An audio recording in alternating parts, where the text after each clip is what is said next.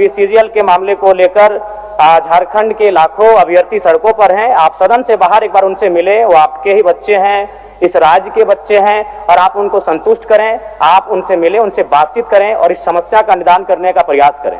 और साथ ही जो प्रवास की समस्या है, मैं इसलिए इस विषय को कहूंगा, मैं थोड़ा समय लेकर कि आज देखिए इस सदन की बात करें तो कहीं ना कहीं हम लोग एक परिवार हैं और परिवार के नाते आज इस सदन में बैठे हैं। लेकिन मैं जिस विधानसभा क्षेत्र से आता हूं उसके आसपास के विधानसभा क्षेत्रों की एक घटना है। अभी कैमरून में 45 मजदूर फंसे हैं, तो मैं सदन बधाई के बीच में आपका ध्यान आकृष्ट करना चाहूंगा। ये गंभीर विषय है और वे रोते रोते टेलीफोन किए हुए थे कि उनको पानी की केवल पानी पीकर वो कई दिनों से अपना दिनचर्या को काट रहे हैं।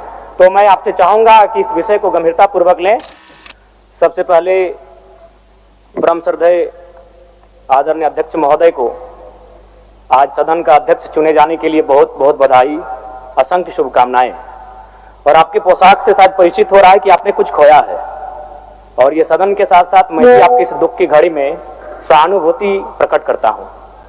अध्यक्ष महोदय, तमाम विपक्ष के साथियों ने विशेष बात को रखा कि जो सरकार होती है संभवतः उनसे अगर कुछ त्रुटि हो भी जाती है तो उसके बचाव में खड़ी अपने आप को पाती है। तो इसलिए अगर आप वास्तव में अगर झारखंड राज्य की समस्याओं से परिचय होना चाहते हैं तो आपको विपक्ष में बैठे और नए विधायक जो चुनकर आए हैं उन्हें आपको बेहतरीन अवसर देने का प्रयास करना होगा। अध्यक्ष महोदय, अगर आपकी व्यक्तिगत बात कही जाए तो आपकी कुशलता की, आपकी योग्यता की, आपकी निपुणता की पूरा राज्य प्रशंसा करता है। लेकिन हमें लगता है कि अपने व्यक्तिगत विषय से हटकर हमें आज राज्य के जो ज्वलंत मुद्दे हैं उन पर भी अपने ध्यान आकृष्ट करने की आवश्यकता है। अध्यक्ष महोदय, मैं झारखंड लोकतांत्रिक क्रांतिकारी मोर्चा अपने पूरे संगठन की ओर से आपको बधाई देता हूं और आपसे विशेष मांग करता हूं, चूंकि मैं जिन परिस्थितियों से यहां से चुनकर आया हूं, कहीं ना कहीं राज्य के शोषित वंचित लोगों की एक बहुत बड़ी अपेक्षाएं हैं। इसलिए जिस दृष्टि से आप सत्ता पक्ष को देखेंगे, जिस दृष्टि से आप विपक्ष को देखेंगे, उसी दृष्टि से मुझे भी और मेरी पार्टी की ओर से मुझे बात रखने का अवसर दिया जाएगा। मैं आपसे ये मांग करता हूं, क्योंकि आज जो हमें बात को रखने का अवसर दिया गया है ये बधाई है। मैं आपको पुनः बधाई देने के साथ साथ बस मैं ये कहना चाहूंगा, चूंकि मैं एक छात्र के नाते इस विधानसभा में आया हूं, छात्र की गलियों से, छात्र आंदोलन से मैं पहचान बनाकर आया हूं, और मैं आपके माध्यम से सरकार तक ये संदेश देना चाहूंगा। अभी सीरियल के मामले को लेकर झारखंड के लाखों अभ्यर्थी सड़कों पर हैं। आप सदन से बाहर एक बार उनसे मिले, वो आपके ही बच्चे हैं, इस राज्य के बच्चे हैं, और आप उनको संतुष्ट करें। आप उनसे मिले, उनसे बातचीत करें और इस समस्या का निदान करने का प्रयास करें।